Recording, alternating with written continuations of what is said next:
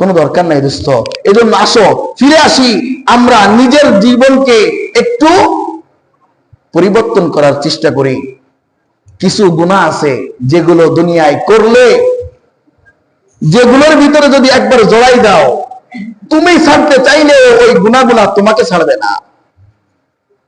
এমনও কিছু গুনাহ আছে পৃথিবীতে, তুমি একবার যদি ওই গুনার ভিতরে জড়াই যাও, তুমি হাজারো চেষ্টা করবা গুনাহ থেকে বেঁচার জন্য, হাজারো বার তওবা করবা, কিন্তু গুনাহটা এত মারাত্মক, এত নিকৃষ্ট, ওই গুনাহ তোমাকে ছাড়বে না। এর ভিতরে একটা হচ্ছে নেশা। যারা নেশা করে এরা দিনে 100 বার তওবা করে, খবর নেই দেখেন।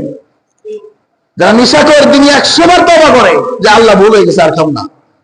যে আবার কুরকুরি শুরু হয়ে যায় আর ঠিক থাকতে পারে না, কারণ কি তুই ছাড়তে চাচ্ছিস কিন্তু তোকে তো এটা ছাড়বে না।